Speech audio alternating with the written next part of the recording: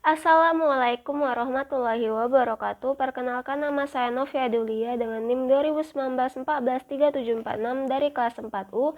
Saya dari Fakultas Keguruan dan Ilmu Pendidikan, Program Studi Pendidikan Guru Sekolah Dasar Universitas PGRI Palembang.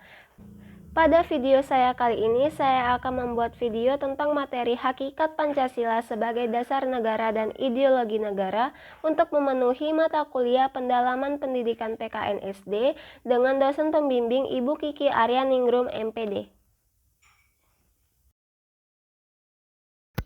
Pancasila dijadikan sebagai dasar negara atau ideologi negara untuk mengatur penyelenggaraan negara.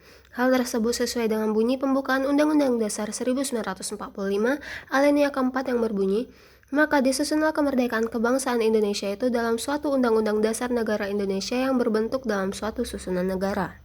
Dengan demikian, kedudukan Pancasila sebagai dasar negara termasuk secara yuridis konstitusional dalam pembukaan Undang-Undang Dasar 1945 yang merupakan cita-cita hukum dan norma hukum yang menguasai hukum dasar negara Republik Indonesia dan dituangkan dalam pasal-pasal Undang-Undang 1945 dan diatur dalam peraturan perundangan. Selain bersifat yuridis konstitusional, Pancasila juga bersifat yuridis ketatanegaraan, yang artinya Pancasila sebagai dasar negara pada hakikatnya adalah sebagai sumber dari segala sumber hukum. Artinya segala peraturan perundangan secara material harus berdasar dan bersumber pada Pancasila. Apabila ada peraturan, termasuk di dalamnya Undang-Undang Dasar 1945 yang bertentangan dengan nilai-nilai leluhur Pancasila, maka sudah sepatutnya peraturan tersebut dicabut. Bagi bangsa Indonesia, hakikat yang sepenuhnya dari Pancasila adalah sebagai pandangan hidup bangsa dan sebagai dasar negara. Kedua pengertian tersebut sudah selayaknya kita pahami akan hakikatnya. Selain dari pengertian tersebut, Pancasila memiliki beberapa sebutan berbeda, yakni pertama Pancasila sebagai jiwa negara, kedua Pancasila sebagai kepribadian negara, dan terakhir Pancasila sebagai sumber dari segala sumber hukum. Pancasila sebagai dasar negara. Pancasila dalam kedudukan ini sering disebut sebagai dasar filsafat atau dasar filsafat negara atau filosofi Grundslag dari negara, ideologi negara atau state side. Dalam pengertian ini, Pancasila merupakan dasar nilai serta untuk mengatur pemerintahan negara atau dengan kata lain perkataan. Konsekuensinya seluruh pelaksanaan dan penyelenggaraan negara, terutama segala peraturan perundang-undangan termasuk proses reformasi dalam segala bidang dewasa ini dijabarkan dan diderivasikan dari nilai-nilai Pancasila. Maka Pancasila merupakan sumber dari segala hukum. Pancasila merupakan sumber kaidah hukum negara yang secara konstitusional mengatur negara Republik Indonesia beserta seluruh unsur-unsurnya, yaitu rakyat, wilayah, beserta negara.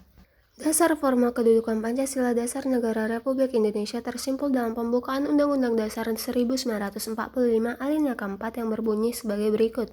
Maka disusunlah kemerdekaan kebangsaan Indonesia itu dalam suatu Undang-Undang Dasar Negara Indonesia yang terbentuk dalam suatu susunan negara Republik Indonesia yang berkedaulatan rakyat, yang berdasarkan ketuhanan yang Maha Esa, kemanusiaan yang adil dan beradab, persatuan Indonesia, kerakyatan yang dipimpin oleh hikmat kebijaksanaan permusyawaratan perwakilan, serta dengan mewujudkan suatu keadilan sosial bagi seluruh rakyat Indonesia.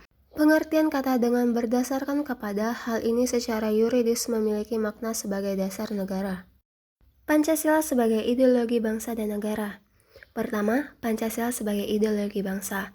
Pancasila sebagai ideologi bangsa adalah Pancasila sebagai cita-cita negara atau cita-cita yang menjadi basis bagi suatu teori atau sistem kenegaraan untuk seluruh rakyat dan bangsa Indonesia. Dan kedua, Pancasila sebagai ideologi negara. Puspowardoyo 1992 menyebutkan bahwa ideologi dapat dirumuskan sebagai kompleks pengetahuan dan nilai secara keseluruhan menjadi landasan seseorang atau masyarakat untuk memahami jagat raya atau bumi seisinya, serta menentukan sikap dasar untuk mengolahnya. Berdasarkan pemahaman yang dihayati seseorang dapat menangkap apa yang dilihat benar dan tidak benar serta apa yang dinilai baik dan tidak baik. Ciri-ciri ideologi. Pertama, mempunyai derajat yang tinggi sebagai nilai hidup kebangsaan dan kenegaraan, dan kedua, mewujudkan suatu asas kerohanian, pandangan-pandangan hidup, pegangan hidup yang dipelihara, diamalkan, dilestarikan kepada generasi berikutnya, diperjuangkan dan dipertahankan dengan kesediaan berkorban.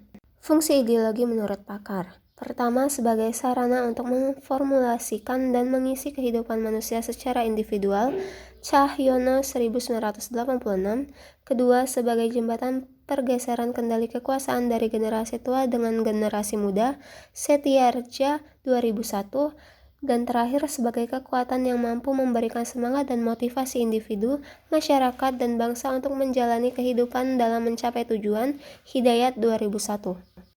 Pancasila sebagai ideologi terbuka dan tertutup. Ideologi terbuka, pertama merupakan cita-cita yang sudah hidup dalam masyarakat, kedua berupa nilai-nilai dan cita-cita yang berasal dari dalam masyarakat sendiri, ketiga hasil musyawarah dan konsensus masyarakat, dan terakhir bersifat dinamis dan reformasi. Ideologi tertutup, pertama bukan merupakan cita-cita yang sudah hidup dalam masyarakat, kedua bukan berupa nilai dan cita-cita, ketiga kepercayaan dan kesetiaan ideologis yang kaku, dan terakhir terdiri atas tuntutan konkret dan operasional yang diajukan secara mutlak. Nilai-nilai yang terkandung dalam ideologi Pancasila sebagai ideologi terbuka. Pertama, nilai dasar, yakni hakikat kelima sila Pancasila. Kedua, nilai instrumental, yang merupakan arahan, kebijakan strategi, sasaran, serta lembaga pelaksananya.